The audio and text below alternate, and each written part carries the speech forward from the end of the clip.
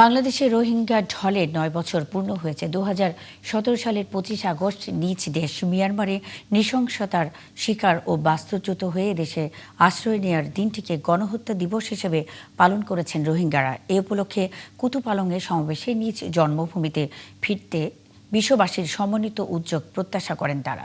সেই সাথে মিয়ানমারে মর্যাদাপূর্ণ জীবনযাপন চেয়ে সৃষ্টিকর্তার কাছে প্রার্থনার মাধ্যমে সমাবেশ শেষ করে আশ্রিত রোহিঙ্গারা। কামরুল ইসলাম মিন্টুর প্রতিবেদন, ছবি তুলেছেন হেলাল উদ্দিন। উখিয়া কুতুপালং ৪ নম্বর ক্যাম্পে হাজার হাজার রোহিঙ্গা জড়ো হয়েছে, যারা আজকে জেনোসাইড ডে হিসেবে পালন করছে। কারণ ২০১৭ সালের এই দিনে রোহিঙ্গারা মিয়ানমার থেকে নির্যাতিত হয়ে বাংলাদেশে আশ্রয় নিয়েছিল। সহায় সম্বল, মা বাবা ভাই বোন সব কিছু হারিয়ে, ভিটে মাটি সব কিছু ছেড়ে তারা বাংলাদেশে এসে আশ্রয় নিয়েছিল। জন্মভূমি ছেড়ে আসার এই দিনটিকে স্মরণ করতে মঙ্গলবার সকাল থেকেই ক্যাম্পের ফুটবল মাঠে জড়ো হন রোহিঙ্গারা।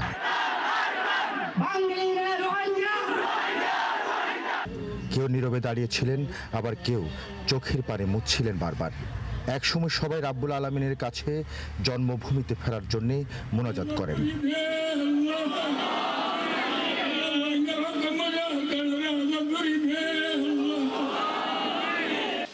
চাই আর মানে বিচারগান গরিয়র আরারে মানে আর দেশত আরারে ফেরক দিত আর দেশের মধ্যে আর যেত সর চাই এত আর দেশের মধ্যে আরো ওয়াফিজ যাবল্লা চাই।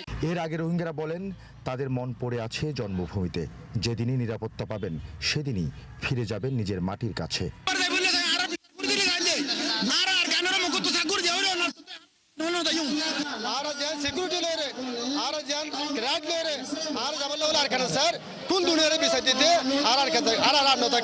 আর কেউ কেউ বলেন শুধু ফেরত পাঠালেই হবে না, নিশ্চিত করতে হবে যেন ফেরার পর আবার নির্যাতনের শিকার হতে না হয়, আবার যেন উদ্বাস্ত না হতে হয়।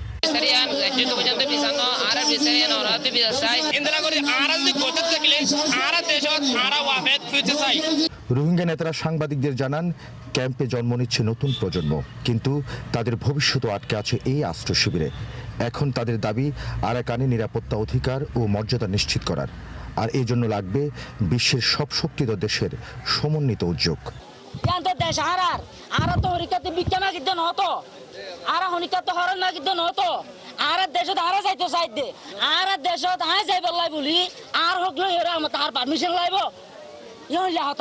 সাস্টেনেবল একটা সলিউশন করিব সব দুনিয়া ইয়ারা হেল্প করিব আল্লাহ মকসলরে এই মজলিস আরম্ভ করা গিয়েছে। প্রার্থনা শেষে মাঠ ছাড়ার আগে রোহিঙ্গাদের কণ্ঠে ছিল বাংলাদেশের প্রতি কৃতজ্ঞতা। কামরুল ইসলাম মিন্টু, ৭১, কক্সবাজার। ধামরায় সিএনজি স্টেশন থেকে বাসাবাড়ি শিল্প কারখানায় সব জায়গায় তীব্র গ্যাস সংকট তৈরি হয়েছে। প্রতিদিনই ফিলিং স্টেশনগুলোতে তৈরি হচ্ছে গাড়ির দীর্ঘ সারি।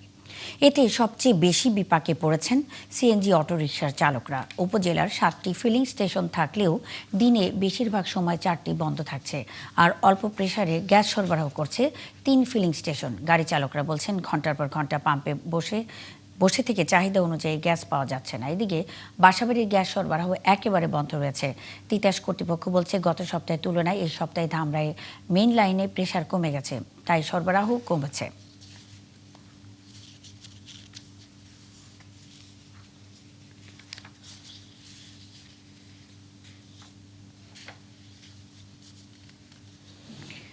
ধামরায়ের গ্যাস সংকট নিয়ে আরও জানাতে যুক্ত হচ্ছেন সহকর্মী রাসেল হোসেন।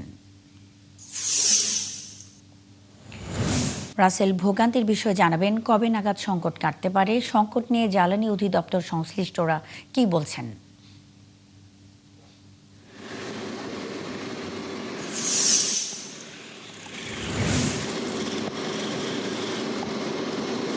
ধন্যবাদ মুন্নি, আপনি যেমনটি জানতে চেয়েছেন সংকট কবে নাগাদ কাটবে, আমি এই বিষয়ে কথা বলেছিলাম ধামরাই যে তিতাস জোনাল অফিস রয়েছে তাদের সাথে। তারা যেমনটি বলছেন যে এই সংকট কবে নাগাদ কাটবে তারাও সঠিক বলতে পারছেন না। আর আমি যদি জানাই যে গত সপ্তাহের তুলনায় কিন্তু এই সপ্তাহে ধামরাই সংকট তীব্র হয়েছে। গত সপ্তাহে তিতাসের তথ্য মতে গত সপ্তাহে ধামরাইয়ের যে মেন লাইন রয়েছে সেই মেন লাইনে 3 থেকে 4 PSI প্রেসার পেয়েছিলেন তারা। তার পরবর্তীতে পাম্পগুলোতে তারা সরবরাহ করছে। বর্তমান এই সপ্তাহে আমরা যেটা জানতে পেরেছি, আমি সকালেই কথা বলেছিলাম, তারা বলছেন যে 1 থেকে 2 PSI নেমে এসেছেন। সব মিলিয়ে বলা চলে যে ধামরাইয়ের দিন যতই যাচ্ছে তীব্র গ্যাস সংকট তৈরি হচ্ছে। আমরা দেখেছি যে সিএনজি যে ফিলিং স্টেশনগুলো রয়েছে সেগুলোতে কিন্তু গাড়ির দীর্ঘ সারি রয়েছে, আর যারাই গ্যাস সরবরাহ করছে তারা কিন্তু স্বল্প প্রেসারে গ্যাস সরবরাহ করছেন। আমি যে বর্তমানে পাম্পটিতে রয়েছে সেই পাম্পটিতেও গ্যাস সরবরাহ করা হচ্ছে, কিন্তু স্বল্প প্রেসারে। আর আজকে গাড়ির চাপ নেই, যে কারণ আজকে ঈদে মিলাদুন্নবী, যে কারণে কিন্তু গাড়ির চাপ কম রয়েছে। আমি একটু কথা বলবো এই পাম্পের যিনি ইঞ্জিনিয়ার রয়েছেন, যে আপনারা কি প্রেসারে গ্যাস সরবরাহ করছেন, কি সমস্যা তৈরি হচ্ছে? আসসালামু আলাইকুম। আমাদের এখানে প্রেসার থাকার কথা 15 PSI। এখন আমাদের 1 থেকে 2 অথবা মাঝে মাঝে আমাদের 1-এর নিচেও চলে আসে। আমাদের যে মেন লাইনে প্রেসারের যে গ্যাস থাকে, প্রেসার গ্যাস আমি মাঝে মাঝে ফলো করি যে 0 সে ঠেকে থাকে কাটাটা। মানে আমরা মেশিন চালাচ্ছি সর্বনিম্ন, এটা আমাদের খুব রিস্ক হয়ে যায়। কারণ গ্রাহকদের গ্যাস না দিতে পারলে দীর্ঘ লাইন থেকে গাড়ি, ওনারাও খুব চেঁচামেচি করে, ওনাদেরও বলে যে আমাদের গ্যাস দেন, আপনারা কেন দিচ্ছেন না। এখন আমরা যদি মেন লাইনে প্রেশার না পাই তাহলে আমরা কি করে গ্যাস দিব তাদেরকে। তারপর আমরা অনেক কষ্ট করে রিস্ক নিয়ে মেশিন চালাচ্ছি, যে আমাদের জন্য যে কোনো মুহূর্তে এইভাবে মেশিন চালালে ক্ষতি হতে পারে। এই জন্য আমরা সরকারের দৃষ্টি আকর্ষণ করছি অতি তাড়াতাড়ি যেন এই গ্যাসেরটা ইনক্রিজ হয়, আমরা যেন প্রপারলি ভাবে আমরা যেন কাস্টমারদের গ্যাস দিতে পারি। ধন্যবাদ। শুনছিলেন মুন্নি, পাম্প কর্তৃপক্ষের চেয়ারম্যানটি বলছেন তারা কিন্তু মাঝে মাঝে। রাসেল হোসেন, অসংখ্য ধন্যবাদ যুক্ত এই তথ্য জানাবার জন্য। ধামরাইয়ের গ্যাস সংকট নিয়ে কথা বলতে রাসেল হোসেন যুক্ত ছিলেন। জ্বালানি সংকটের প্রভাব এখন শুধু গণপরিবহন কিংবা শিল্প কারখানায় নয়, পড়ছে জরুরি স্বাস্থ্যসেবাতেও। নারায়ণগঞ্জে পাম্পে জ্বালানি পেতে দীর্ঘ অপেক্ষায় থাকতে হচ্ছে অ্যাম্বুলেন্স চালকদের। এতে সংকটাপন্ন রোগীদের সময় মতো হাসপাতালে নেওয়া সম্ভব না। জ্বালানি সংকট দীর্ঘ হলে রোগী পরিবহনে বড় ধরনের সমস্যা তৈরি হওয়ার শঙ্কায় অ্যাম্বুলেন্স চালকরা। হাবিবুর রহমানের তথ্য ছবিতে প্রতিবেদন। জ্বালানি সংকটের কারণে প্রায় প্রতিদিনই নারায়ণগঞ্জের পাম্পগুলোতে তৈরি হচ্ছে দীর্ঘ লাইন। জ্বালানি সংগ্রহে অন্যান্য যানবাহনের পাশাপাশি দীর্ঘ অপেক্ষা করতে হচ্ছে অ্যাম্বুলেন্স চালকদের। চালকদের অভিযোগ, এমনিতেই প্রয়োজনের তুলনায় কম অ্যাম্বুলেন্স, তার উপর জরুরি মুহূর্তে জ্বালানি না পাওয়ায় সময় মতো রোগী পরিবহন করা যাচ্ছে না। এই সিরিয়াল ধরতে ধরতে কমপক্ষে দেখা যাচ্ছে যে সারাটা রাত পার হয়ে যায়। রাত্রে আসলে ভোর সকালে আসলে আবার একটা টিপ মারলে ঘুমাবো কখন? 12 ঘন্টা 13 ঘন্টা 8 ঘন্টা 9 ঘন্টা বসে থেকে তারপর আমাদের গ্যাস নিতে হয়। মাননীয় প্রধানমন্ত্রী তারেক রহমানের কাছে সকল আবেদন, অন্তত পক্ষে গ্যাসের সংকটটা সমাধান করেন। স্বজনরা বলছেন, জরুরি মুহূর্তে অ্যাম্বুলেন্স পাওয়া গেলেও জ্বালানি সংকটে সময় মতো হাসপাতালে না পৌঁছাতে পারলে ঝুঁকিতে পড়েন বহু রোগী। রুগী অনেক যে নিয়ে আসতে হবে হাসপাতালে যত তাড়াতাড়ি সম্ভব। আমি একটা অটো নিয়ে যে রাস্তা আমাদের 1 ঘন্টা অ্যাম্বুলেন্স দিয়ে আসা যেত, এটা আমার 3 ঘন্টা লেগে গেছে। কয় গ্যাস ভাড়া বেশি, অ্যাম্বুলেন্সের লেগা ফোন ধরতেছে না, ফোন ধরলেও ভাড়া বেশি যেতেছে। সচেতন নাগরিকরা বলছেন, অ্যাম্বুলেন্স জরুরি স্বাস্থ্যসেবার অংশ, তাই সংকটের সময়ে অ্যাম্বুলেন্সের জন্য বিশেষ ব্যবস্থায় নিরবিচ্ছিন্ন জ্বালানি সরবরাহ নিশ্চিত করা দরকার। পেট্রোল পাম্পগুলোতে অন্তত পক্ষে গ্যাসের সরবরাহটা বাড়িয়ে জনদুর্ভোগ লাঘবে সরকার আন্তরিকভাবে চেষ্টা করবে, এটা আমাদের করতে। অ্যাম্বুলেন্সের নিরবিচ্ছিন্ন চলাচল নিশ্চিত করতে পর্যাপ্ত জ্বালানি সরবরাহের দাবি জানিয়েছেন নারায়ণগঞ্জ 300 শয্যা হাসপাতালের তত্ত্বাবধায়ক। অ্যাম্বুলেন্স কোনো গ্যাস স্টেশনে গেলে তাকে পুরোপুরি গ্যাসটা দেওয়া হোক, তাহলে আমরা রোগীদের সেবার জন্য একটু সুবিধা হয়। জেলা স্বাস্থ্য বিভাগের হিসেবে নারায়ণগঞ্জে 6টি সরকারি হাসপাতাল এবং 140টি বেসরকারি ক্লিনিক রয়েছে, যেখানে মাসে প্রায় 1,80,000 রোগী চিকিৎসা নেয়। সারা জেলায় অ্যাম্বুলেন্সের সংখ্যা মাত্র 30টি। বনশ্রী হালদার, 71। এ বিষয়ে বিস্তারিত জানাতে নারায়ণগঞ্জ থেকে যুক্ত হচ্ছেন সহকর্মী হাবিবুর রহমান। হাবিব, গ্যাস না পেয়ে সংকট কতটা তীব্র হচ্ছে, কবে নাগাদ সংকট কাটবে, সংশ্লিষ্টরা কি বলছেন? গ্যাসের সংকট, গ্যাস সহ বিদ্যুৎ এবং অন্যান্য জ্বালানি সংকট এমন চরম পর্যায়ে পৌঁছেছে যে আসলে নারায়ণগঞ্জের যে শিল্পের চাকা ঘোরানোটা এখন অত্যন্ত জটিল হয়ে গেছে। আপনি জেনে থাকবেন যে শুধু শিল্পের পাশাপাশি যে অন্যান্য প্রয়োজনীয় সেবা, জরুরি সেবা, যেমন অ্যাম্বুলেন্সের যে বিষয়টার কথা আমরা বলেছিলাম, এরকম আরো অনেক জরুরি সেবাও এখন অত্যন্ত পরিষেবাগুলো চালানো জটিল হয়ে গেছে। আমরা শুধু এটার বাইরে আরেকটা জেলা পুলিশও আমাদের জানিয়েছে যে তাদের অনেক গাড়ি কিংবা তাদের রিকুইজিশন করে অনেক গাড়ি নিতে হয়, যেগুলো মূলত সিএনজি চালিত, সেগুলো কিন্তু ইমার্জেন্সি ক্ষেত্রে তাদের টহল কার্যক্রম ব্যাহত হচ্ছে। চিকিৎসাতে তো একটা বড় ঝুঁকি এটা। নারায়ণগঞ্জে যেহেতু শিল্পঘন একটা জায়গা, এখানে অত্যন্ত শ্রমঘন জায়গা, অনেক ধরনের ইনসিডেন্ট হয় যেটা আমরা প্রায়শই সংবাদে বলে থাকি। তো এমন একটা জরুরি সময় অ্যাম্বুলেন্স পাওয়া না গেলে এক ধরনের জটিলতা তৈরি হবে, এবং এটা অলরেডি হচ্ছে। এমনকি তারা 300 শয্যা হাসপাতালের যে তত্ত্বাবধায়ক ছিলেন, উনি আমাদেরকে বলেছেন যে তারা ইমার্জেন্সিতে তেল দিয়ে চেষ্টা করছেন সাপোর্ট দিতে, কিন্তু যেগুলো বেসরকারি খাতে আছে সেই জায়গাটা অত্যন্ত জটিল। এই জায়গাটা নজর দেওয়ার জন্য সুশীল সমাজের লোকজন আমাদেরকে বলেছেন। তারা বলেছেন যে এইভাবে যদি অন্তত জরুরি সেবাগুলো চালানো ধরে রাখা না যায়, তাহলে সামনে অনেকটা জটিল পরিস্থিতি আছে। অন্যদিকে নারায়ণগঞ্জে যে বিদ্যুৎ চাহিদা ডিপিডিসির আওতাধীন যে 500 সর্বোচ্চ 509 মেগাওয়াট পর্যন্ত নারায়ণগঞ্জে বিদ্যুৎ চাহিদা থাকে, সেই জায়গায় পাওয়া যাচ্ছে 320 থেকে 450-র মতো, প্রায় 75 থেকে 80% বিদ্যুৎ এখন পাওয়া যাচ্ছে, বাকি অংশটুকু পাওয়া যাচ্ছে না। বিকেএমই, বিজিএমই কিংবা চেম্বার গত কয়েকদিন আগে তারা সকল শিল্প প্রতিষ্ঠানের মালিক নিয়ে সংবাদ সম্মেলন করেছেন, জরুরি বৈঠক করেছেন। সেখানে তারা বলেছেন যে শিল্পের চাকা যদি ঘুরে রাখতে হয়, অর্থনৈতিক চাকা যদি ধরে রাখতে হয়, তাহলে নারায়ণগঞ্জে অতি দ্রুত এই জ্বালানি সংকটটা সমাধান করতে হবে। এমনিতেই 300-র মতো ফ্যাক্টরি বিকেএম এর আওতাধীন বন্ধ হয়ে গেছে, পাশাপাশি অনেক নিটিং ফ্যাক্টরি বন্ধ হয়েছে, ডাইং ফ্যাক্টরি বন্ধ হয়েছে, ছোট বড় অনেকগুলো ফ্যাক্টরি বন্ধ হয়েছে, যেগুলো আসলে এই বিভিন্ন ফোরামের আওতাভুক্তের বাইরে, যেগুলো ক্ষুদ্র শিল্প হিসেবে আমরা বলে থাকি, এবং নারায়ণগঞ্জে এর সংখ্যা প্রায় লক্ষাধিক। তো এই সব অর্থনীতির উপরে কিন্তু একটা ব্যাপক চাপ পড়ছে। তো এই পরিস্থিতি থেকে দ্রুত উত্তরণের জন্য ব্যবসায়ীরা বলছেন যে যদি এ থেকে উত্তরণ না হওয়া যায়, তাহলে এই যে বাংলাদেশের অর্থনীতির মধ্যে নারায়ণগঞ্জ থেকে যে পরিমাণ রেভিনিউ যেত, সেটা অনেক বড় একটা প্রভাব পড়বে। তো নারায়ণগঞ্জ থেকে এখন পর্যন্ত এই ছিল আমার কাছে। হাবিবুর রহমান, খবর রাখতে থাকুন, আমাদের সঙ্গেই থাকবেন। নারায়ণগঞ্জ থেকে হাবিবুর রহমান যুক্ত ছিলেন। সিলেটের গ্রামীণ সড়ক উন্নয়নে 5300 কোটি টাকার একটি প্রকল্প হাতে নিচ্ছে সরকার। একই সাথে জলাবদ্ধতা নিরসনে 4000 কোটি টাকার প্রকল্পটিও চূড়ান্ত পর্যায়ে আছে, জানিয়েছেন বাণিজ্যমন্ত্রী খন্দকার আব্দুল মুক্তাদির। মঙ্গলবার সিলেট উন্নয়ন কর্তৃপক্ষের কার্যক্রম ও কার্যালয়ের উদ্বোধন অনুষ্ঠানে মন্ত্রী এসব কথা বলেন। সমাবেশে গণপূর্ত মন্ত্রী জাকারিয়া তাহের বলেন, সরকারের অধীনে গৃহায়ন ও গণপূর্ত মন্ত্রণালয়ের মাধ্যমে 180 দিনে গৃহীত পরিকল্পনার সফল বাস্তবায়ন হয়েছে। এছাড়া আগামী দিনে আইন লঙ্ঘন করে আর ভবন নির্মাণের কোনো সুযোগ নেই বলেও জানান তিনি। সিলেট শহরের জলাবদ্ধতা আমার নির্বাচনী প্রচারণার সময় আমি প্রত্যেকটা জায়গায় গিয়ে বলেছি যে এটি হবে সব থেকে বড় চ্যালেঞ্জ। রাস্তাঘাট একটা করে ফেলা যায়, বিল্ডিং একটা বানানো যায়, কিন্তু কোনো জিনিসের ডিস্টরশন ঘটলে, বিকৃতি ঘটলে সেটাকে পূর্বাবস্থায় ফিরিয়ে নিয়ে আসা একটা বিরাট চ্যালেঞ্জিং কাজ। আমাদের প্রাকৃতিক খালগুলি সব অবরুদ্ধ। তো এই সমস্ত চ্যালেঞ্জ ডিঙ্গিয়ে সিলেট শহরের জলাবদ্ধতার স্থায়ী নিরসনের জন্য 4000 কোটি টাকার একটা প্রকল্প, সেটিও ইনশাল্লাহ চূড়ান্ত পর্যায়ে আছে। আমি আশা করি আপনাদের আন্তরিক চেষ্টা ও সহযোগিতায় হযরত শাহজালাল রহমতুল্লাহ ও হযরত শাহপরান রহমতুল্লাহর স্মৃতিবিজড়িত এই ঐতিহ্যবাহী নগরী একটি পরিকল্পিত, আধুনিক ও পরিবেশ বান্ধব শহর হিসেবে গড়ে উঠবে। দেশে ও বিদেশে থাকা অবৈধ দালাল চক্রের তথ্য এক সপ্তাহের মধ্যে প্রবাসী কল্যাণ ও বৈদেশিক মন্ত্রণালয়ে পাঠাতে পুলিশ বিভাগকে নির্দেশ দিয়েছেন মন্ত্রী আরিফুল হক চৌধুরী। মঙ্গলবার সন্ধ্যায় জেলা প্রশাসক কার্যালয়ে অনুষ্ঠিত নিরাপদ অভিবাসন ও অবৈধ পথে বিদেশ ভ্রমণ প্রতিরোধ বিষয়ে মতবিনিময় সভায় এই নির্দেশ দেন তিনি।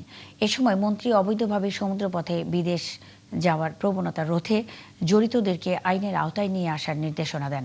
মন্ত্রী জানান, বিনামূল্যে দেশের 10,000 কর্মী উপহার হিসেবে মালয়েশিয়া নিবে সে দেশের সরকার। এক্ষেত্রে অভিবাসন প্রত্যাশীদের কোনো টাকা খরচ হবে না। এছাড়া সরকারের নির্বাচনী প্রতিশ্রুতি হিসেবে আগামী 5 বছরে বৈধ পন্থায় প্রায় 1 কোটি মানুষকে বিদেশে কর্মসংস্থানের সুযোগ করে দেওয়া হবে বলে জানান তিনি। একটি মহল দেশকে অস্থিতিশীল করার চেষ্টা করছে, কিন্তু চক্রান্ত করে সরকারের অগ্রযাত্রাকে কেউ ব্যাহত করতে পারবে না, কথা বলেছেন বিএনপির যুগ্ম মহাসচিব খায়রুল কবির খোকন। মঙ্গলবার নরসিংদী সরকারি কলেজ প্রাঙ্গণে বৃক্ষরোপণ ও বিতরণ অনুষ্ঠানে তিনি একথা বলেন। খায়রুল কবির জানান, বিএনপি যেভাবে জনগণের জন্য কাজ করছে, আগামী 5 বছরে ষড়যন্ত্রকারীদের রাজনীতি থাকবে না। কৃষকদের স্বার্থে সরকারের নেওয়া ঋণ মওকুফ ও বিভিন্ন প্রণোদনামূলক উদ্যোগের সুফল সাধারণ মানুষের কাছে পৌঁছে দিতে হবে বলেও জানান তিনি।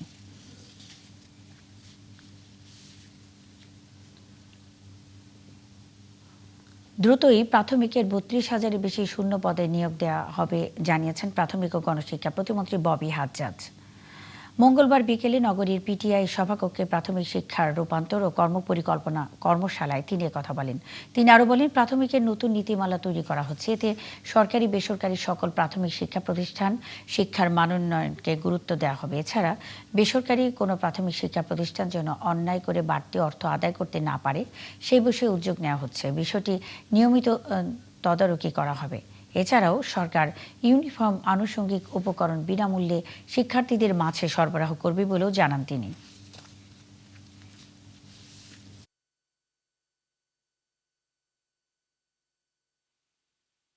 স্কুলে বিগত বেশ কয়েক বছর আমরা হেড টিচার দিতে পারিনি, কারণ এটা আইনগত জটিলতা ছিল, মামলাধীন ছিল।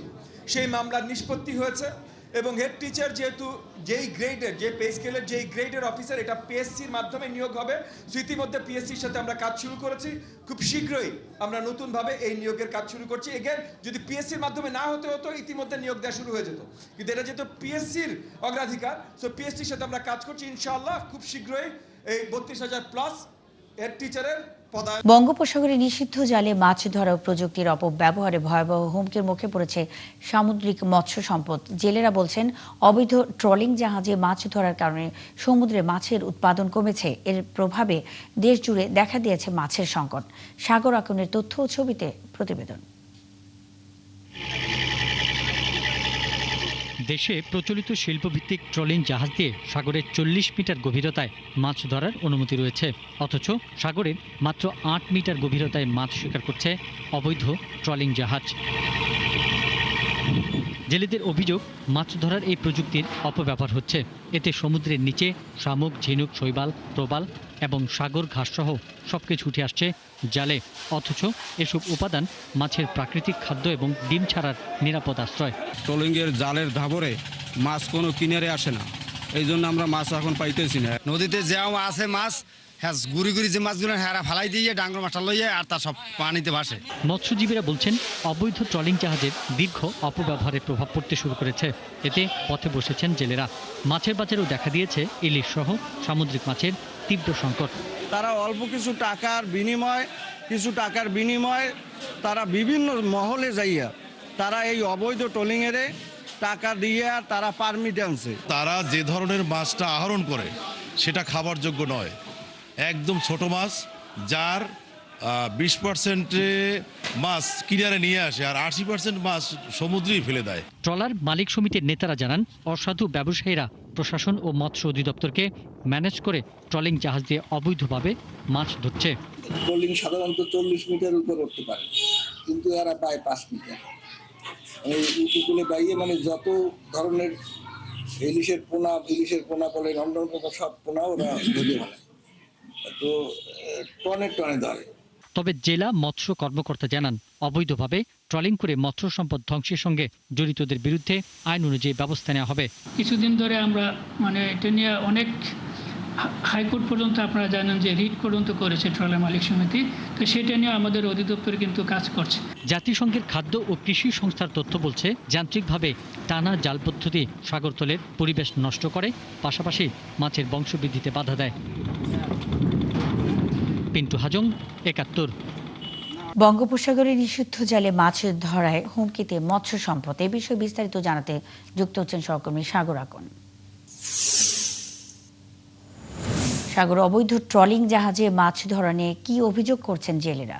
মুন্নি, আপনি যেমনটি বলছিলেন যে আসলে যে অবৈধ ট্রলিং এর কারণে কিন্তু বঙ্গোপসাগরে মাছের যে প্রজনন সেটি কিন্তু বাধাগ্রস্ত হচ্ছে। জেলেরা কিন্তু বারবারই অভিযোগ করে এসেছে যে আসলে যে এই অবৈধ ট্রলিং বন্ধের জন্য অবৈধ ট্রলিং বন্ধের তারা দাবি জানিয়েছে। এবং আমরা দেখেছি যে এর আগে কিন্তু পাথরঘাটায় যখন দেশের যে দ্বিতীয় বৃহত্তম মৎস্য অবতরণ কেন্দ্র, সেখানে কোস্টগার্ড এই অবৈধ ট্রলিং এর বিরুদ্ধে অভিযান চালালে কিন্তু কোস্টগার্ডের উপরে হামলার ঘটনাও কিন্তু এই বরগুনাতে ঘটেছে। কিন্তু তারপরও কিন্তু জেলেরা বলছে যে প্রশাসনের যে অন্যান্য কর্মকর্তারা রয়েছেন তাদেরকে কিন্তু ম্যানেজ করে এই যে অবৈধ ট্রলিং এ মাছ শিকার করা হচ্ছে এবং সামুদ্রিক মাছকে ধ্বংস করা হচ্ছে। এবং জেলারা যেটি বলছে যে শুধু ইলিশ নয়, ইলিশের পাশাপাশি প্রায় 40 প্রজাতির মাছ কিন্তু ধ্বংস হচ্ছে। এবং তারা বলছে যে এই ট্রলিং মূলত আসলে 40 মিটার গভীরতার বাহিরে ধরার কথা, কিন্তু তারা 15 থেকে 20 মিটার বাহিরেই কিন্তু তারা এই মাছ শিকার করে। জেলেরা যেটা বলছে যে আসলে সমুদ্র মোহনা থেকে 7 থেকে 8 কিলোমিটার বা 10 কিলোমিটার দূরেই কিন্তু এই যে ট্রলিং জাহাজ দিয়ে মাছ শিকার করা হচ্ছে। এবং আমরা কথা বলেছি জেলা মৎস্য বিভাগের সাথে, মৎস্য বিভাগ যেটি বলছে, মৎস্য বিভাগ বলছে তাদের জনবল সংকট, যে কারণে তারা আসলে এই যে অভিযান সেটি তারা করতে পারছেন না। কিন্তু তাছাড়াও তাদের যে আইনি অভিযান সেটি কিন্তু বলছে যে চলমান রয়েছে। এবং জেলা মৎস্য কর্মকর্তা আমাকে জানিয়েছে যে আসলে এই অবৈধ ট্রলিং এর পক্ষে কিন্তু হাইকোর্টে একটি রিট করা হয়েছিল। কিছু অবৈধ ট্রলিং মালিকরা হাইকোর্টে রিট করেছিল যে ট্রলিং বৈধ বলে, কিন্তু সেই রিটটিও কিন্তু ইতিমধ্যে খারিজ করে দিয়েছে হাইকোর্ট। হাইকোর্ট কিন্তু ট্রলিংকে অবৈধ বলে ঘোষণা করেছে। এবং যারা সচেতন মহল রয়েছে এবং যারা মৎস্য ট্রলার মালিক সমিতি রয়েছে তারা যেটি জানিয়েছে যে আসলে এই অবৈধ ট্রলিং যদি এখনোই বন্ধ করা না হয়, আজ থেকে কিন্তু 5 বছর পরে যে ইলিশ সহ যে সামুদ্রিক অন্যান্য মাছ, সেই মাছ কিন্তু আর পাওয়া যাবে না। সেক্ষেত্রে কিন্তু এই ট্রলিং এর বিরুদ্ধে ব্যবস্থা নেওয়ার আহ্বান জানিয়েছে ট্রলার মালিক সমিতি এবং জেলেরা। মুন্নি, আমার কাছে এই ছিল সবশেষ। সাগর আকন, অসংখ্য ধন্যবাদ যুক্ত তথ্য জানাবার জন্য। বরগুনা থেকে সাগর আকন যুক্ত ছিলেন। নেত্রকোনার মদনে আলোচিত 12 বছর বয়সী শিশু ধর্ষণের ডিএনএ টেস্টে অভিযুক্ত সেই মাদ্রাসা শিক্ষকই দোষী প্রমাণিত হয়েছে। গত 2রা জুলাই মেয়েটির সন্তান জন্মের পর নমুনা পাঠানো হয়েছিল ডিএনএ টেস্টে। এদিকে রাষ্ট্রপক্ষের আইনজীবী জানিয়েছেন এই বৈজ্ঞানিক প্রমাণ পাওয়ার পর মামলাটি বিচার শুরুর জন্য পুরোপুরি প্রস্তুত। দ্রুতই আদালতে দেওয়া হচ্ছে চূড়ান্ত অভিযোগপত্র। মির্জা হৃদয় সাগরের তথ্য ছবিতে প্রতিবেদন। নেত্রকোনার মদন উপজেলার কাইটাইল ইউনিয়নের 5হার বড়বাড়ি গ্রামের একটি মহিলা কওমি মাদ্রাসার অধ্যক্ষ আমানুল্লাহ সাগর। অভিযোগ ওঠে তার নির্যাতনে 12 বছর বয়সী এক শিশু সন্তান সম্ভব হয়। গত 2রা জুলাই জন্ম দেয় একটি কন্যা শিশুর। পরে আদালতের নির্দেশে নবজাতকের ডিএনএ নমুনা সংগ্রহ করে সিআইডি। নমুনা পরীক্ষার চূড়ান্ত প্রতিবেদনে নবজাতকের সঙ্গে আসামি আমানুল্লাহ সাগরের ডিএনএ মিলে যায়। সচেতন নাগরিকদের অভিযোগ শুধু ধর্ষণ নয়, ঘটনার পর ভুক্তভোগী পরিবারকে হুমকি, চিকিৎসককে হয়রানি এবং সামাজিক যোগাযোগ মাধ্যমে বিভ্রান্তিকর প্রচারের সঙ্গেও জড়িত ওই শিক্ষক। ডিএনএ টেস্টের পর প্রমাণ হয়েছে তিনি ধর্ষণকারী। এখন তাকে আইনের আওতায় আনা হয়েছে। আমি মনে করি বর্তমান সরকার অত্যন্ত সক্রিয়ভাবে এর বিচার করবে। যখনই এই ধরনের স্পর্শকাতর বিষয় নিয়ে যখন যে ঘটনাটি হবে, ওই সময় অন্তত তদন্ত কাজ চলাকালীন সময়ে নিরপেক্ষ থাকা দরকার। কোনো ফাঁক পুকুর দিয়ে আসামি কোনোভাবে বের হয়ে যায় এবং সাজা কম পায়, তাহলে আরও কিন্তু এই সমাজ থেকে আমরা যে ধর্ষণ, নারী নির্যাতন বন্ধের জন্য যে আমরা দীর্ঘদিন ধরে আন্দোলন করে যাচ্ছি সেটা ব্যাহত হবে। এ নিয়ে রাষ্ট্রপক্ষের আইনজীবীরা বলছেন, ডিএনএ প্রতিবেদন এই মামলার গুরুত্বপূর্ণ বৈজ্ঞানিক প্রমাণ। বিচার শুরু হলে অন্যান্য সাক্ষ্য প্রমাণও উপস্থাপন করা হবে। আর যেহেতু তার পিতা প্রমাণিত হয়েছে, ধর্ষণের বিচার ভিন্ন জিনিস। ধর্ষণটা হবে সে ধর্ষিত হয়েছে, ওইটার বিচার হবে। আর যে শিশু পৃথিবীতে আসছে তার পিতা হিসেবে আমানুল্লাহ তার সকল দায় দায়িত্ব নিতে বাধ্য। জেলা নারী নির্যাতন প্রতিরোধ কমিটি বলছে, ডিএনএ পরীক্ষায় যেহেতু বিষয়টি প্রমাণ হয়েছে, এখন রাষ্ট্রের দায়িত্ব দ্রুত বিচার শেষ করে শাস্তি নিশ্চিত করা। এই ধরনের শিশু নির্যাতন, নারী নির্যাতনগুলি ঘটেই থাকতে থাকে, তাহলে সমাজের অবক্ষয় কোনোভাবেই রোধ করা যাবে না এবং মারাত্মক আকার ধারণ করবে বলে আমি মনে করি। সে কারণে দ্রুত সম্পন্ন, যত দ্রুত এখন যেহেতু প্রমাণ হয়ে গেছে, সেগুলোকে দ্রুত কার্যকর করার দাবি জানাচ্ছি। এদিকে ডিএনএ প্রতিবেদন, তদন্তের নথি ও অন্যান্য সাক্ষ্য প্রমাণ নিয়ে দ্রুত আদালতে চূড়ান্ত অভিযোগপত্র জমা দেওয়ার কথা জানিয়েছে পুলিশ। হাসান আহমেদ, ৭১। চুয়াডাঙ্গায় গৃহবধূ আলেয়া বেগম হত্যা মামলায় তার স্বামী রহম আলীকে আমৃত্যু কারাদণ্ডাদেশ দিয়েছে আদালত। মঙ্গলবার বিশেষ দায়রা জজ আদালতের বিচারক শিমুল কুমার বিশ্বাস এর রায় দেন। আইনজীবী জানান, রহম আলী মাদকাসক্ত ছিলেন এবং পারিবারিক কলহের জেরে বিভিন্ন সময় স্ত্রীকে মারধর করতেন। 2015 সালের 14 নভেম্বর রাতে স্ত্রীকে গলা কেটে হত্যা করে সে। এ ঘটনায় ছেলে বাদী হয়ে বাবার বিরুদ্ধে হত্যা মামলা করেন।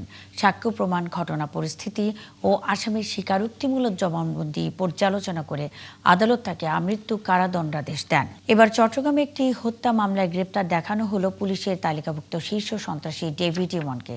চান্দগাঁও থানার তাহসিন হত্যা মামলায় তাকে গ্রেপ্তার দেখিয়েছে আদালত। চট্টগ্রাম মেট্রোপলিটন পুলিশের উপকমিশনার মোহাম্মদ হাসান ইকবাল চৌধুরী জানান, তাহসিন হত্যা মামলায় ইমনকে গ্রেপ্তার দেখানোর আবেদন করেছিল পুলিশ। মঙ্গলবার দুপুরে শুনানি শেষে চট্টগ্রাম মেট্রোপলিটন ম্যাজিস্ট্রেট 3-এর বিচারক ফাহমিদা সাত্তার এই আবেদন মঞ্জুর করেন। শুনানির সময় ডেভিড ইমনকে আদালতে হাজির করা হয়। 2024 সালের 21 অক্টোবরে চান্দগাঁও থানার শমশেরপাড়া এলাকায় ইটবালির ব্যবসা ও এলাকা আধিপত্য নিয়ে তাহসিনকে গুলি করে হত্যা করা হয়।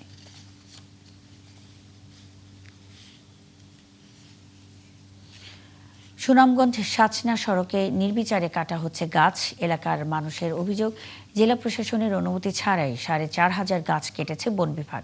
তারা আশঙ্কা করছেন সড়কে গাছ কাটার কারণে তাপমাত্রা বৃদ্ধির পাশাপাশি পরিবেশ বিনষ্ট হবে। এদিকে এমন সমালোচনার মুখে গাছ কাটা বন্ধ রাখতে বন বিভাগকে নির্দেশ দিয়েছে জেলা প্রশাসন। শহীদ নূর আহমেদের তথ্য ছবিতে প্রতিবেদন। দৃষ্টিনন্দন সুনামগঞ্জ জামালগঞ্জ সাচনা সড়কে ইলেকট্রিক করাতের মাধ্যমে কাটা হচ্ছে 4,500 বিশাল আকার গাছ। কোনো উন্নয়নমূলক কর্মকাণ্ড ছাড়াই এসব গাছ কাটায় ক্ষোভ এলাকাবাসীর। অভিযোগ, সামাজিক বনায়ন কর্মসূচির আওতায় 25 বছর আগে রোপণ করা এসব গাছের 2/3 কেটে ফেলেছে বন বিভাগের মনোনীত ঠিকাদার। দীর্ঘ সময় ধরে বেড়ে ওঠা এসব গাছ একসঙ্গে কেটে ফেলায় সড়কের সৌন্দর্য নষ্ট হওয়ার পাশাপাশি পরিবেশে বিরূপ প্রভাব পড়বে। কিছু গাছ না থাকলে তো মানুষ বইতো কয় বাস্তব কিরকম ছায়া পাইব কই, মরুভূমির মতো হয়ে থাকে। গাছের নিচে যাওয়ার সময় আমরা অনেক আরাম লাগে, আমরা ছায়া তুলে দিয়ে যাই। আমরা যদি গাছ যদি খাটা হয় তাহলে আমরা শরীরে অনেক রোদ লাগবে, আমরা যাইতে শান্তিপূর্ণভাবে যাইতে পারতাম না। এদিকে বন বিভাগের কর্মকর্তারা বলছেন, সামাজিক বনায়ন কর্মসূচির আওতায় করা চুক্তির মেয়াদ শেষ হওয়ায় নির্ধারিত নিয়মে গাছগুলো নিলামে বিক্রি করা হয়েছে। চুক্তি অনুযায়ী নিলাম থেকে পাওয়া অর্থের অংশ উপকারভোগীদের দেয়া হবে। সড়কের সংস্কার হবে, এই জন্য গাছ কাটা প্রয়োজন। এছাড়াও সামাজিক বনায়ন বিধিমালা মতে এটা 2001 সনের বাগান, ইতিমধ্যে 25 বছর পূর্ণ হয়ে গেছে। সুনামগঞ্জ থেকে আব্দুল শুরুর সেতু পার হয়ে টুকের বাজার হয়ে সাচনা বাজার যে রোডটা, এখানে আমাদের এখন কোনো সড়ক উন্নয়ন কাজ চলমান নেই। সো আমাদের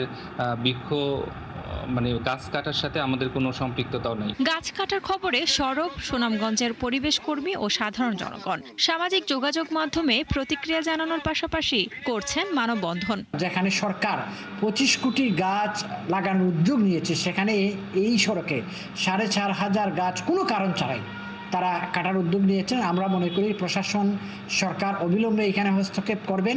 এদিকে সমালোচনার মুখে সড়কে গাছ কাটা স্থগিত রেখে তদন্তের জন্য নির্দেশনা দিয়েছেন জেলা প্রশাসক। গাছ বন্ধ থাকবে, তো পাশাপাশি বিষয়টা কেন তারা সেখানে গাছ কাটতে গিয়েছিল সেই জন্য আমরা একটি তদন্ত কমিটি ফর্ম করার জন্য আমি নির্দেশনা দিয়েছি এবং সেটি শীঘ্রই তদন্ত কমিটি গঠিত হবে এবং তারা খুব দ্রুত তার একটা রিপোর্ট আমাদের জেলা প্রশাসনকে দিবে। সামাজিক বনায়ন কর্মসূচির আওতায় বন বিভাগ ও স্থানীয় উপকারভোগীদের যৌথ মালিকানায় 2001 সালে সাচনা সুনামগঞ্জ সড়কে গাছ লাগানো হয়েছিল। শান্তা ইসলাম, 71। সুনামগঞ্জের সড়কের গাছ কাটা প্রসঙ্গে আরো তথ্য জানাতে যুক্ত হচ্ছেন সহকর্মী শহীদ নূর আহমেদ। শহীদ নূর, বন বিভাগের এমন কর্মকাণ্ডের বিষয়ে কি জানিয়েছে জেলা প্রশাসন?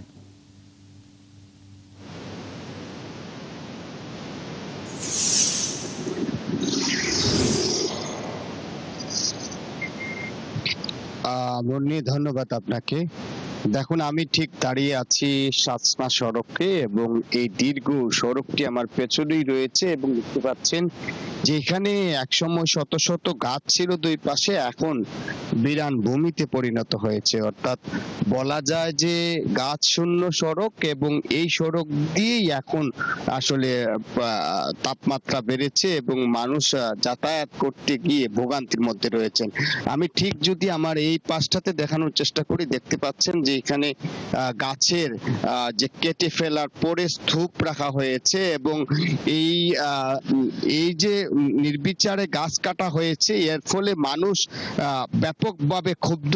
বিশেষ করে বন বিভাগ এবং সড়ক ও জনপথ বিভাগ যে পাল্টাপাল্টি বক্তব্য দিচ্ছেন, তারা যে বন বিভাগ বলছে যে এখানে অনুমতি নেওয়া হয়েছে সামাজিক বনায়নের আওতায় যে গাছ রোপণ করা হয়েছিল চিঠি কর্তনের, কিন্তু সড়ক ও জনপথ বিভাগ বলছে যে এখনো পর্যন্ত আসলে এখানে কোনো সম্প্রসারণ প্রকল্প নেই। এটা হঠাৎ করে গাছ কাটার অনুমতি যে কিভাবে পেল প্রশাসনের কাছ থেকে, আসলে সেটি তারা বলছেন। কিন্তু আমরা জেলা প্রশাসনের পক্ষ থেকে বলছেন যে তারাও কিন্তু জেলা কমিটি কোনো অনুমোদন দেয়নি। অর্থাৎ এই পক্ষ বিপক্ষে অবস্থানের ফলে এই যে হঠাৎ করে 2/3 এই সড়কের গাছ কেটে নেওয়া হলো, এটির দায় আসলে কার, এটি নিয়েই মূলত পরিবেশবাদীরা কথা বলছেন।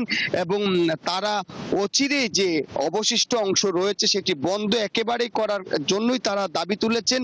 জেলা প্রশাসনের পক্ষ থেকে ইতিমধ্যে স্থগিত রাখা হয়েছে এই গাছ কর্তন, এবং তদন্ত কমিটি গঠন করা হয়েছে। আসলে এই যে বন বিভাগ যে কাজটা শুধু এই সড়কেই করেনি, সুনামগঞ্জের অন্যান্য সড়কেও কোনো উন্নয়ন ছাড়া এভাবেই গাছ কাটা হচ্ছে। যদিও তারা বলেছে যে এটি তারা সামাজিক বনায়নের আওতায় প্রায় 25 বছর আগে রোপণকৃত গাছ, এটি কেটে নেওয়ার বিধান আসলে তাদের কাছে রয়েছে বা এই ধরনের বিধিবিধান রয়েছে, এমনটাই জানিয়েছে। কিন্তু পরিবেশবাদীরা মনে করছেন যে হঠাৎ করে এভাবে গাছ কাটার ফলে পরিবেশ প্রতিবেশের একটা বিপর্যয় নেমে আসতে পারে। মুন্নি। শহীদ নূর আহমেদ, অসংখ্য ধন্যবাদ। দর্শক, সুনামগঞ্জে সড়কের গাছ কাটা প্রসঙ্গে কথা বলতে শহীদ নূর আহমেদ যুক্ত ছিলেন। পাবনার ঈশ্বরদীতে সদ্য ঘোষিত বিএনপির উপজেলা ও পৌর কমিটিকে একতরফা আখ্যা দিয়ে বাতিলের দাবিতে বিক্ষোভ করেছেন নেতাকর্মীরা। মঙ্গলবার ঈশ্বরদীর খায়রুজ্জামান বাবু বাস টার্মিনালে সংবাদ সম্মেলন করেন দলের নেতাকর্মীরা। এতে উপজেলা ও পৌর বিএনপি এবং অঙ্গ সহযোগী সংগঠনের বঞ্চিত নেতাকর্মীরা অংশ নেন। এ সময় লিখিত বক্তব্য পাঠ করেন ঈশ্বরদী পৌর বিএনপির সাবেক সাংগঠনিক সম্পাদক ইসলাম হোসেন জুয়েল। তিনি অভিযোগ করেন নেতাকর্মীদের বাদ দিয়ে মামলার আসামি, ব্যাংক খেলাপি, মাদক কারবারে জড়িত ব্যক্তিদের কমিটিতে রাখা হয়েছে। সংবাদ সম্মেলন শেষে জেলা বিএনপির আহ্বায়ক হাবিবুর রহমান হাবিবের কুশপুত্তলিকা দাহ করে তীব্র প্রতিবাদ জানান নেতাকর্মীরা।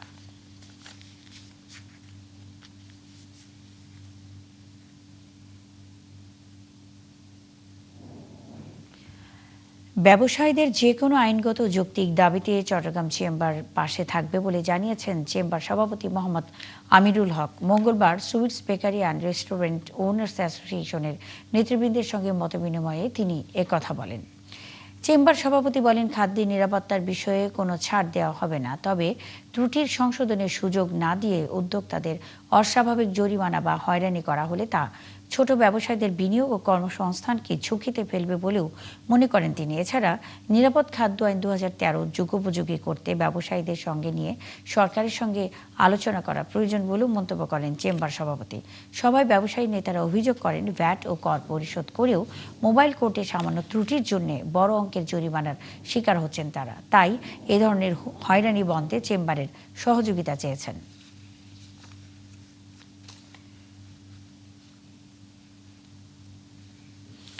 নারায়ণগঞ্জের রূপগঞ্জে পরীক্ষামূলকভাবে শুরু হয়েছে ওয়ান স্টপ সার্ভিস সেবা কার্যক্রম।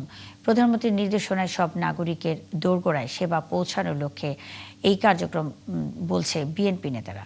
এই কার্যক্রম চলমান থাকবে বলে জানিয়েছেন উপজেলা নির্বাহী কর্মকর্তা। রিয়াজ হোসেনের তথ্য ও ছবিতে প্রতিবেদন। সোমবার নারায়ণগঞ্জের রূপগঞ্জের দাউদপুর ইউনিয়ন বেলডি মাদ্রাসা মাঠের তাঁবুর সামনে সরকারি সেবা প্রার্থীদের সারি দেওয়া হচ্ছে সব ধরনের সরকারি সেবা কার্যক্রম। স্বাস্থ্য, কৃষি, তথ্য, শিক্ষা, সমাজসেবা ভেটেরিনারি, ভূমিসহ উপজেলার সকল দপ্তরের কর্মকর্তা কর্মচারী তাঁবুর নিচে থাকা অস্থায়ী সকল দপ্তরে সমন্বিত ওয়ান স্টপ সার্ভিস কার্যক্রমে অংশগ্রহণ করেন। সেবাগ্রহীতারা আশা করেন এভাবে প্রতিটি এলাকায় সরকারি এমন সেবা দেওয়া হবে। এই সেবার জন্য আমি এনে আসছিলাম, এই সেবাটা আমার হয়েছে। আমি আর উপজেলা দূর না পারলেও হবে। স্বাস্থ্য সেবা পাইছি, কৃষি সেবা পাইছি, এই দুইটার মধ্যে আমি গেছিলাম, দুইটা আমি ভালোই পাইছি। আইডি কার্ডের যে সমস্যাগুলো, এগুলো আসলে অনেকে সমস্যা, মানুষ ভোগান্তি শেষ নেই। এগুলোর জন্য সরকার একটু ভালো গুরুত্ব দেয়, তাহলে মানুষ আরও উপকৃত হতো। উপজেলা নির্বাহী কর্মকর্তার নেতৃত্বে কার্যক্রম চলেছে। তিনি বলেন, পুরোপুরি সাড়া পেলে প্রতিটি ইউনিয়নে এই সেবা শুরু করা হবে। এটি পরীক্ষামূলকভাবে চলছে। এটি যদি আজকে সফল হয়, আমরা আমাদের উপজেলার প্রতিটা ইউনিয়নে সেম সেবাটি দিব এবং সাকসেসফুলি উপজেলায় কমপ্লিট করার পরে আমরা মাননীয় প্রধানমন্ত্রীর দপ্তরে একটি চিঠি লিখব, যাতে এই রেপ্লিকা হিসেবে সারা বাংলাদেশে এটিকে ইনিশিয়েটিভ হিসেবে নেওয়া হয়। প্রধানমন্ত্রীর নির্দেশনায় সাধারণ মানুষের দোরগোড়ায় প্রশাসনের এই উদ্যোগে সাধারণ মানুষ অনেক উপকৃত হচ্ছে বলছেন উপজেলা বিএনপির সভাপতি। আজকের এই ওয়ান স্টপ সার্ভিস চালু হয়েছে, এখানে এলাকার অনেক মানুষ এসেছে সেবা নেওয়ার জন্য এবং আমাদের এলাকার বাসী এই সার্ভিসে উপকৃত হচ্ছে। এইটা খুব একটা প্রশংসনীয় উদ্যোগ। আমি মাননীয় প্রধানমন্ত্রীকে এমন একটা উদ্যোগ নেওয়ার জন্য ধন্যবাদ জানাচ্ছি। দিনে হাজারেরও বেশি সেবাগ্রহীতা এই সেবা নেন। হাসান আহমেদ, ৭১। ফরিদপুরে অভিনেতা ফজলুর রহমান বাবুর বাসভবন কামরাঙ্গায় চুরি হয়েছে। বিদ্যুতের মেইন লাইনের তার, এসির তার সহ বাইরে থাকা বিভিন্ন মালামাল চুরি হয়েছে বলে অভিযোগ করেন তিনি। মঙ্গলবার ফরিদপুর কোতোয়ালি থানায় সাধারণ ডায়েরি করেছেন অভিনেতা। ফজলুর রহমান বাবু জানান, সোমবার রাতে বাড়িতে বেড়াতে এসে চুরির বিষয়টি দেখতে পান। পরে তিনি থানা পুলিশকে অবহিত করেন। তিনি আরও জানান, শুধু তার বাড়িই নয়, অন্যদের বাড়িতেও একই ঘটনা ঘটেছে। যারা চুরি করছে তারা মূলত মাদক সেবী। ফরিদপুর কোতোয়ালি থানার ভারপ্রাপ্ত কর্মকর্তা মাহমুদুল হাসান জানান, চুরির সঙ্গে জড়িতদের খুঁজে বের করে আইনের আওতায় আনতে পুলিশ কাজ শুরু করেছে।